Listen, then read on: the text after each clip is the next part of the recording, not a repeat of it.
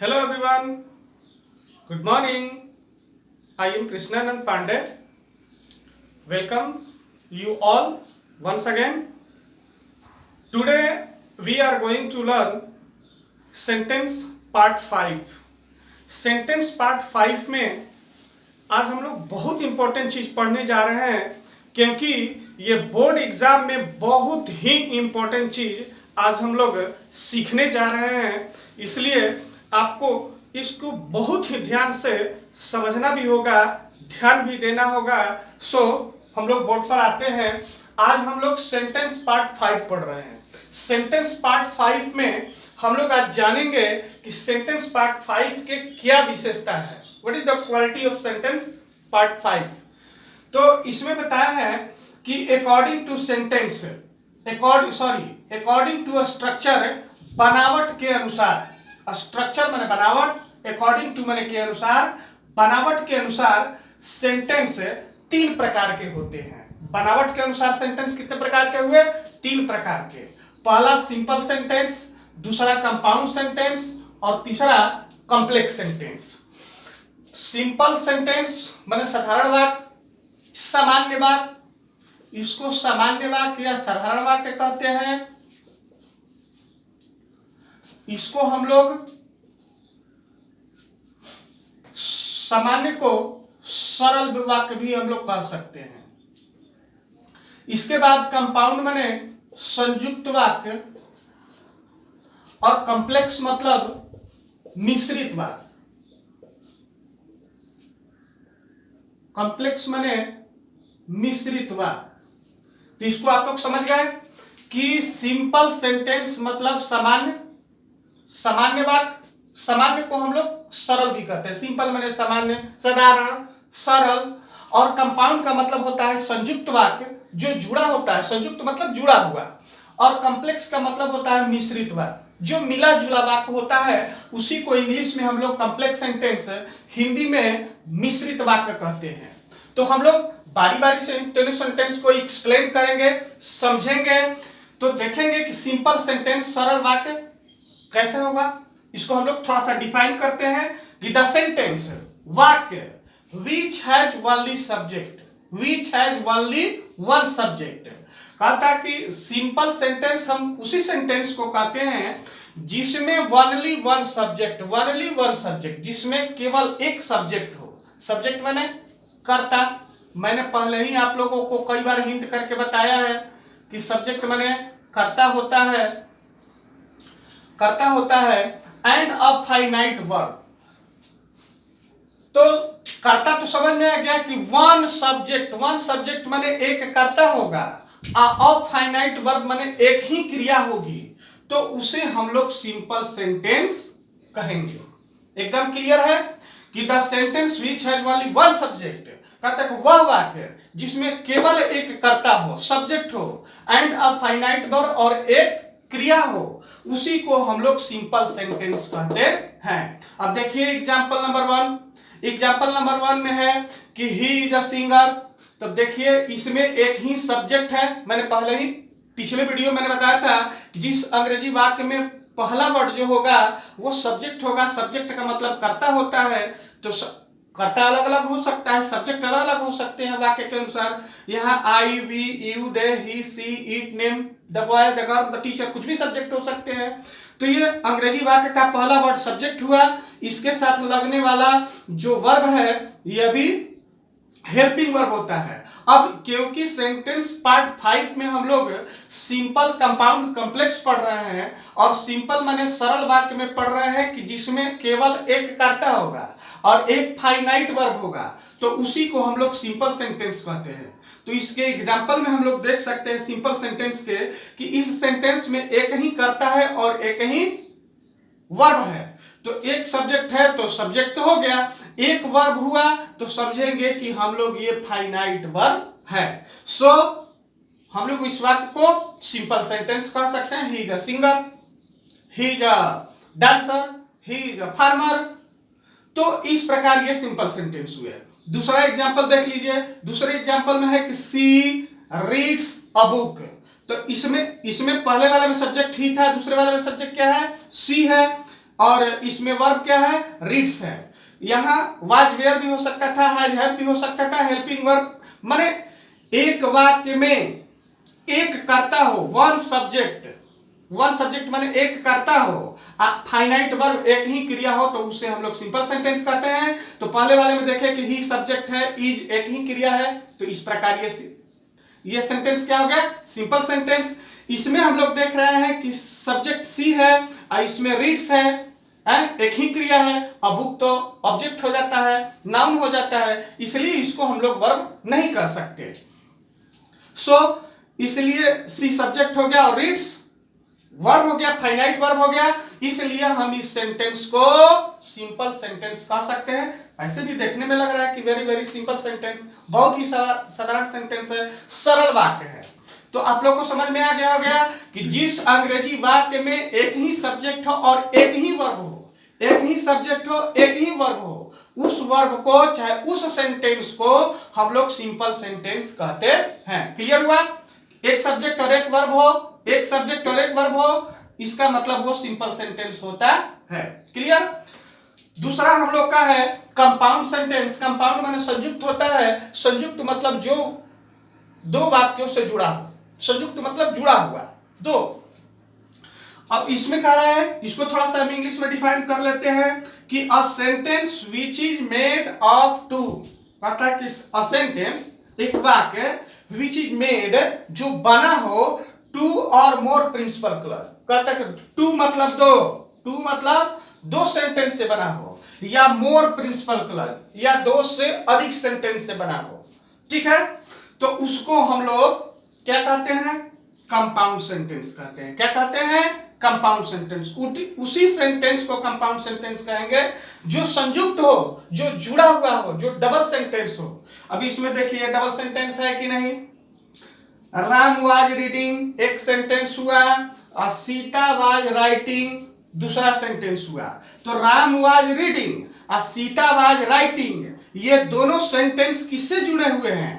And से जुड़े हुए हैं, इसलिए ये संयुक्त वाक्य अर्थात कंपाउंड सेंटेंस कहा जाता है। क्लियर हुआ?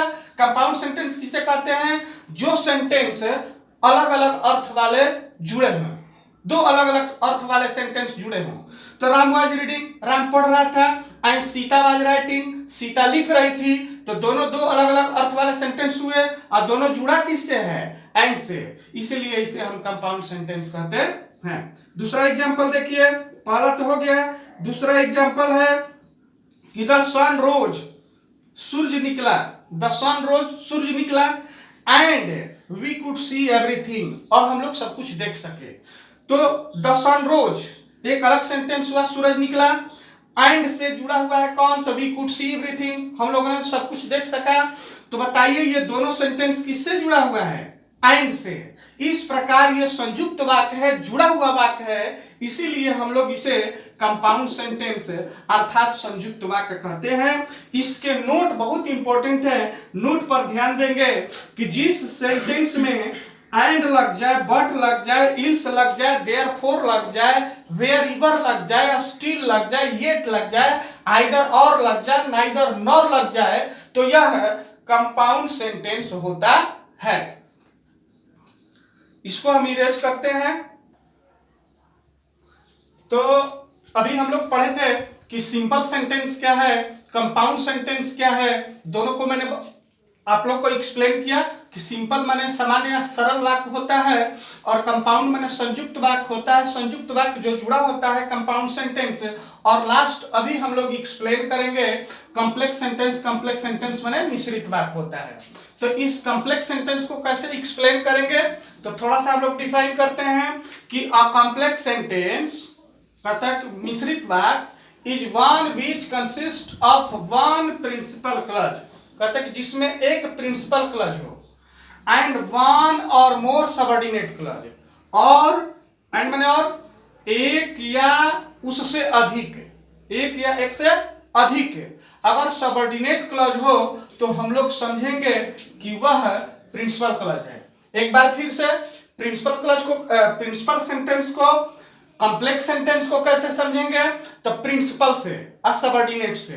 कॉम्प्लेक्स सेंटेंस को हम लोग समझेंगे कि जिसमें एक प्रिंसिपल क्लज हो और एक से अधिक सबऑर्डिनेट क्लज हो। तो प्रिंसिपल क्लज और सबऑर्डिनेट क्लज आप लोगों को आगे हम बताएंगे, लेकिन थोड़ा सा हिंट कर देते हैं कि प्रिंसिपल क्लज वह क्लज होता है जो प्रधान होता है, मुख्य होता है, जो किसी दूसरे पर निर्भर नहीं होता, तो वो प्रिंसिपल क्लज होता है। और सबऑर्डिनेट क्लज मतलब आश्रित उपवाक्य होता है। आश्रित का मतलब ही होता है कि अपने अर्थ के लिए दूसरे पर निर्भर हो, तो दूसरे पर निर्भर रहेगा तो उसको हम लोग क्या कहेंगे, सबऑर्डिनेट माने आश्रित उपवाक्य। तो कॉम्प्लेक्स सेंटेंस को आप लोग क्लियर समझ रहे हैं कि कॉम्प्लेक्स सेंटेंस उसी को कहते हैं जिसमें एक प्रिंसिपल क्लज हो। प्रिंसिपल क्लज में कोई कंजक्शन नहीं होता है, और एक या एक से अधिक मोर सबऑर्डिनेट क्लज, एक से अधिक क्या होगा, सबऑर्डिनेट क्लज होगा। सबऑर्डिनेट क्लज में कोई ना कोई conjunction and, but, still, then, that, before, कुछ ना कुछ कंजक्शन जरूर लगे रहते हैं। और इसके पहचान के लिए मैंने यहाँ नोट में लिखा है कि कैसे, जैसे कंपाउंड में लिखे थे कि एंड बट लिखे थे, तो एंड बट लग जाने से जब कंपाउंड का पहचान हो जा रहा है तो कॉम्प्लेक्स सेंटेंस के पहचान के लिए भी तो होना ही चाहिए। कॉम्प्लेक्स सेंटेंस का पहचान होगा कि जिसमें दैट लगा रहा है, इफ लगा रहा है, अनलेस लगा रहा है, before after, because, however, why, where, question word अगर लगा रहे, as long as, etcetera, ETC लगा रहे, तो हम लोग समझेंगे कि वो कॉम्प्लेक्स सेंटेंस है। तो कॉम्प्लेक्स सेंटेंस भी क्लियर हो गया। एक बार फिर से आप लोग को एक्सप्लेन कर देते हैं कि सिंपल सेंटेंस माने सरल वाक्य जिसमें एक सब्जेक्ट हो और एक ही क्रिया हो, एक सब्जेक्ट हो एक ही क्रिया हो, तो उसको सिंपल सेंटेंस कहेंगे। कंपाउंड सेंटेंस मतलब जिसमें दो वाक्य जुड़े रहते हैं, संयुक्त माने जुड़ा रहना, जुड़ा रहेगा, तो उसमें हम लोग कंपाउंड सेंटेंस उसे हम लोग कहेंगे। एंड बट से जुड़ा रहता है किसी न किसी कंजक्शन से, मैंने नोट में अभी पहले तुरंत लिखाया है आप लोगों को। और लास्ट में कॉम्प्लेक्स सेंटेंस माने मिश्रित वाक्य, मिश्रित माने होता ही है मिला जुला, तो कॉम्प्लेक्स सेंटेंस किसे कहेंगे, तो जिसमें एक प्रिंसिपल क्लज हो, तो प्रिंसिपल क्लज में अपना कोई कंजक्शन नहीं होता, और एक प्रिंसिपल क्लज हो और एक या एक से अधिक क्या हो उसमें सबऑर्डिनेट क्लज हो, तो हम लोग समझेंगे कि वो कॉम्प्लेक्स सेंटेंस है, अर्थात मिश्रित वाक्य है। इसके एग्जांपल पर हम लोग थोड़ा सा विचार कर लेते हैं। एग्जांपल है कि व्हेन शी आस्क्ड मी, जब उसने मुझसे पूछा, आई टोल्ड हर, मैंने उससे कहा that I would not help her, तो उसने मुझसे पूछा। देखिए इसमें ये कंजक्शन है, तो ये क्या हो गया, सबऑर्डिनेट क्लज हो गया। ये क्या हो गया, सबऑर्डिनेट क्लज हो गया। अब देखिए इसमें बीच में लगा है आपका आई टोल्ड हर, तो ये क्या हो गया, प्रिंसिपल क्लज हो गया, प्रिंसिपल हो गया। और फिर देखिए इसमें कंजक्शन लगा है दैट, तो ये क्या हो गया, सबऑर्डिनेट क्लज। तो देखिए आसान पहचान हो गया। मैंने तो यहां लिखा है नोट में, इसीलिए मैंने लिखा है कि आप उस क्लच को, कंजक्शन को पहचान कर लेंगे। अब क्लच की पहचान किससे होती है, कंजक्शन से। ये जितने मैंने नोट में कंपाउंड के लिखे तो भी, चाहे कॉम्प्लेक्स सेंटेंस के नोट में जो लिखे हैं वो, ये सभी कंजक्शन है, और कंजक्शन से ही क्लच की पहचान होती है। तो खैर क्लच के बारे में बात करें, अभी मैं थोड़ा सा हिंट करके अभी बता देना चाहता हूं कि क्लच थोड़ा सा अभी पकड़ लें, ताकि आपका ये फाइनली सेंटेंस पार्ट 5 समझ में पूरी तरह से आ जाए। तो देखिए इसमें व्हेन लगा है, तो देखिए मैंने यहां बताया कि question word, why, what, when लगा हो, तो हम लोग समझेंगे कि वो सबऑर्डिनेट क्लच हो। अभी मैंने बताया है कि सबऑर्डिनेट क्लच का पहचान करने के लिए आपको बस यही नोट पर ध्यान देना होगा, कोई ना कोई कंजक्शन उस सबऑर्डिनेट में लगा रहेगा। तो व्हेन लगा है, इसका मतलब ये सेंटेंस क्या हो गया, subordinate clutch. I told her जो है, इसमें कोई कंजक्शन नहीं लगा, तो ये क्या होगा, प्रिंसिपल, जिसमें कोई कंजक्शन नहीं लगा प्रिंसिपल हो जाएगा। फिर देखिए इसमें that I would not help her, इसमें फिर दैट लग गया, इसका मतलब ये कंजक्शन है, ये सबऑर्डिनेट क्लज हो गया। तो क्लियर हो गया कि प्रिंसिपल क्लज में कोई कंजक्शन नहीं लगता है, सबऑर्डिनेट क्लज में कंजक्शन लगते हैं। तो ये मिश्रित वाक्य हुआ कि नहीं, इसमें देखिए वन प्रिंसिपल क्लज, तो एक प्रिंसिपल क्लज हुआ। प्रिंसिपल क्लज कैसे, क्योंकि इसमें कोई कंजक्शन नहीं है, तो ये प्रिंसिपल एक ही है, एक ही प्रिंसिपल है। लेकिन सबऑर्डिनेट कितने हो गए, दो। तो यही ना कह रहा है कि वन और मोर का मतलब होता है एक से अधिक। तो एक से अधिक मतलब दो हुए कि नहीं, एक ये सबऑर्डिनेट क्लॉज हो गया और एक ये सबऑर्डिनेट, मतलब दो हो गए ना। तो एक प्रिंसिपल हो गया, दो सबऑर्डिनेट हो गया, तो हम लोग समझेंगे कि ये कॉम्प्लेक्स सेंटेंस मतलब मिश्रित वाक्य होता है। दूसरा एग्जांपल है कि as I told to enter the hotel, as I try to enter the hotel. इसमें आप लोगों को एज लगा है, तो एज क्या है, कंजक्शन है, तो ये सबऑर्डिनेट हो जाएगा, सबऑर्डिनेट क्लॉज हो गया। और इसमें है the watchman said, the watchman said, तो द वॉचमैन सेड ये प्रिंसिपल क्लॉज हो गया, ये प्रिंसिपल क्लॉज हो गया। अब फिर इसमें देखिए यही दैट यहां लगा है, तो दैट लगा है, इसका मतलब ये क्या हो गया, सबऑर्डिनेट क्लॉज। तो इसमें भी देखिए एक प्रिंसिपल क्लॉज है क्योंकि इसमें कोई कंजक्शन नहीं लगा है। इसमें देखिए एक सेंटेंस में एज लगा है कंजक्शन, तो ये सबऑर्डिनेट हो गया, मैंने यहाँ आपको हिंट किया है। और दूसरे में दैट लगा है, इसका मतलब ये सबऑर्डिनेट हो गया। तो इस तरह से जिस वाक्य में एक प्रिंसिपल क्लॉज हो और दो या उससे ज्यादा सबऑर्डिनेट क्लॉज हो और ये कंजक्शन लगा ही रहेगा, तो हम लोग समझेंगे कि कॉम्प्लेक्स सेंटेंस है। तो आशा ही नहीं बल्कि पूरा विश्वास करता हूं कि सेंटेंस पार्ट 5 आप लोग को बहुत समझ में आ गया होगा, बहुत बढ़िया समझ में आया होगा, क्योंकि सिंपल, कंपाउंड और कॉम्प्लेक्स सेंटेंस बोर्ड के परीक्षाओं में, सभी तरह के परीक्षाओं में बहुत इंपॉर्टेंट होते हैं। इन्हें आप ज्यादा से ज्यादा प्रैक्टिस करें, घर पे जरूर बनाएं, नोट के माध्यम से पकड़ने की कोशिश करें। आज के वीडियो में इतना ही मैं बताऊंगा। थैंक यू, जय हिंद।